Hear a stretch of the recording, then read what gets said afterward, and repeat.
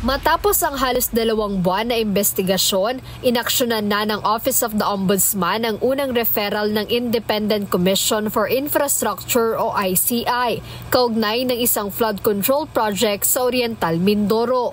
Kahapon November 18, kinasuhan na sa Sandigan Bayan ang ilang kawani ng Department of Public Works and Highways o DPWH, Region 4 Bimi Maropa, kasama ang mga tauhan ng contractor ng proyekto na Sunwest Corporation at ang beneficial owner ng kumpanya na si dating Ako Bicol Party List Representative Zaldico. Labis namang ikinatuwa ng independent body ang mabilis na aksyon ng Ombudsman. Well, of course, we're very glad. Natutuwa kami kasi it was filed only last September 29, so that's around less than 2 months ago. And how swiftly things happened. No? Na ngayon, masasampahan na ng kaso sa Sandigan Bayan. Eventually, warrants of arrest will now be issued, hopefully. No? And then we'll be bringing these people to courts. And para ito yung hinihingi ng mga taong bayan. Diba? So, natutuwa kami that finally, yung first referral bore fruit na, no? Gano'n na ng action in the courts. Parehong reaksyon din ang nagmula kay DPWH Secretary Vince Dizon.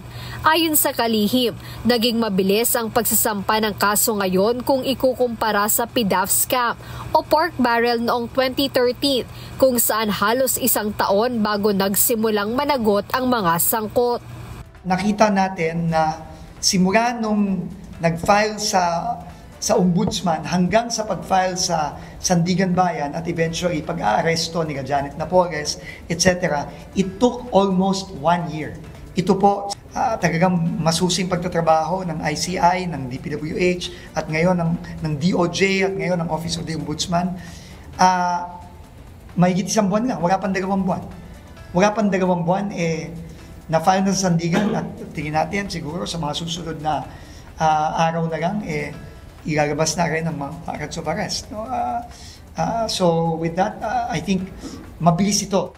Naniniwala si Secretary Dizon na hindi rito magtatapos ang pagpapanagot sa mga sangkot sa malawakang korupsyon na nangyari sa proyekto ng gobyerno.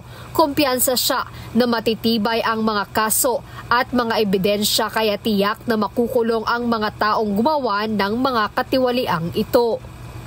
Jed Neresina, UNTV News and Rescue. Diyos ang aming sandigan, serbisyo publiko ang aming pinahahalagahan.